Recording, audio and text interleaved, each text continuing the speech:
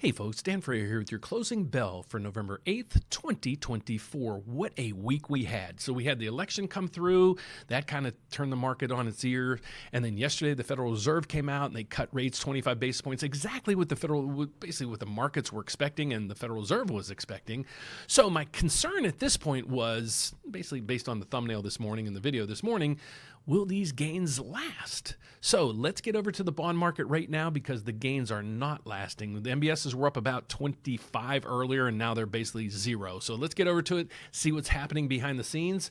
Here's what the MBS market is done over the last 2 days. But if you take out yesterday's gains, here's where we are. So basically we came out of the gate skyrocketing this morning. You're going to see all these lenders came out with better rates, and then it gave it all back. But the good news is still we're up still from where we were yesterday and kind of at the beginning of the week as well. Here's where we were at the beginning of the week over through here. So we're still up from there. And what this tells us, this is a mortgage bond. So it gives us the price. So how you need to understand this is if the price goes up on this bond, yields come down. That's how it works. There's a yin-yang effect. So we like when the price goes way up and we don't like when it comes down. So today we had an up and both a down. So Rick Santelli is going to explain this to us real quick. But before we go there, let's see how the broad markets are doing right now. The equity markets are still way in the green. Dow Jones up 250, S&P up, NASDAQ up, Russell's up, and the VIX is at 14. Pretty awesome there. On the cryptocurrency, Bitcoin's down about 160, but it was at 64,000 about a month ago. So it's on a tear. Now let's get over to oil. And the reason why I watch oil is because oil is the lifeblood of our economy. So if oil prices go down, that means the cost on a lot of things are going to come down, bringing inflation down. So it says right through here, oil falls 2% on receding U.S. hurricane risks and lackluster China stimulus. So that's helping tremendously on the oil front. So that's where we are there. So let's get to Rick Santelli and see if he can make heads or tails of all this mess. And then we'll take it from there. So take it away, Ricky. Let's get to Rick Santelli in Chicago for a really memorable, momentous, historic week. Rick, I was on the desk that night. The election results were rolling in, bond yields were shooting up, and now they've shot back down. Well, it all depends on what your time frame is, because yes, what you're saying is true. And even right now, we have yields in 2s, 3s, 5s higher, and we have yields in 10s, 20s, and 30s lower. But let's look Friday to Friday. Friday to Friday, right now at 4 1/4. 2-year yields are up 4 basis points on this wild week, and 10-year note yields at 4.30 are down 8 basis points. So there's been curve movement. So what's a retail, non-institutional investor to do, like many of you watching? Let me give you 90 seconds worth of quick ideas here. If you look at T-bills, that's a good thing. Everybody likes them. But remember, they tend to be shorter term, and the Fed is lowering rates. The last 4-week bill auction we had earlier in the week, the yields were 4.515, 6-month 4.26. Now, we can also turn to fixed income. We had auctions this week. Fixed income securities fall into 2 buckets. You have sovereigns and corporates. On the sovereign, we had 3-year auction, 4.15 was the yield. We had a 10-year, 4.35.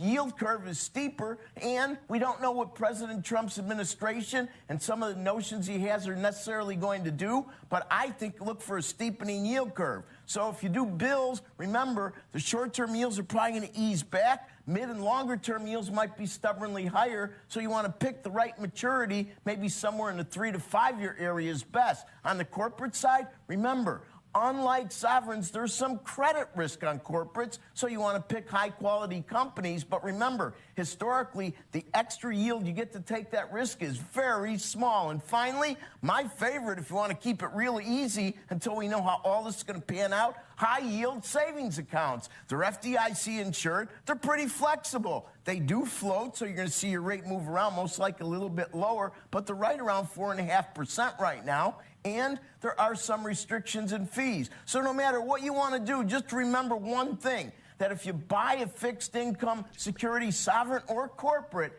be happy with your yield, because if you sell it before it matures, you have market risk. If you hold it to maturity, you get all your money back. Kelly, Back to you. Rick, I'm just going to take it real quick. 442, is that now you think, Rick? Let's take it from there. So when he talks about sovereign debt, what he talks about is government debt. The federal government doesn't have enough money, so they're issuing debt, and those are usually in treasuries. So then what he said, too, is when you buy a bond, this is an educational tool for those out there that are investors. When you buy a bond, let's say the bond has a yield at 5%. Okay, it yields you 5% if you hold it all the way to maturity.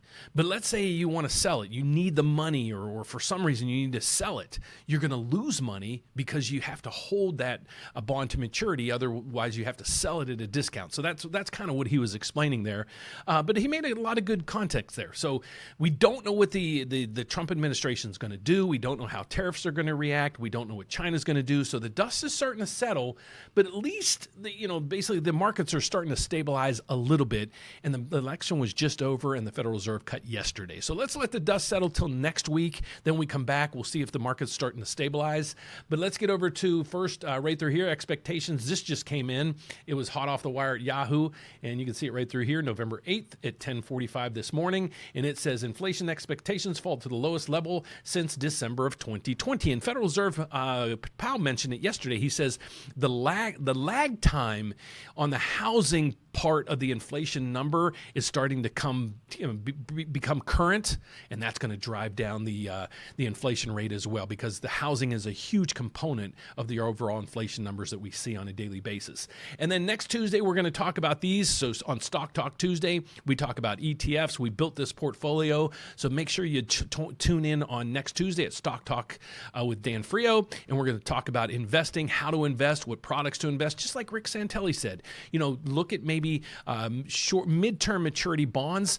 But again, on this channel, we focus in on real estate. I'm not telling you what to do. I'm not giving you advice on what to do. I'm just basically, here's what I'm going to tell you to do for sure. Don't buy any stocks. Don't buy any bonds. Make sure you check with your advisor, or you do your own research before doing so. Just use my information for educational purposes only. So that's my report for today.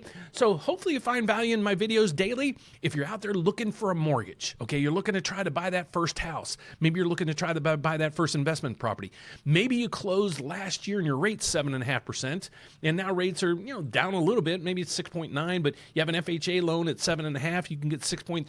Those are areas where maybe you can refinance. So no matter what, go to therateupdate.com. You're going to find out all information about me and my team. If you're looking to buy that first house, please make sure you check the grant finders in here.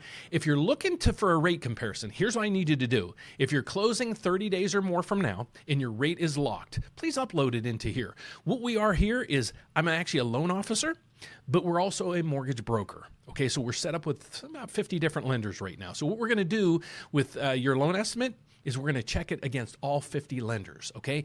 But if you're new to this and you want to put in your application, the cool thing here is it's one application, one credit pool. We're going to shop your loan over to 50 different lenders to make sure you're getting the lowest price in the market at the time. So that's my video for this week. We're ending now.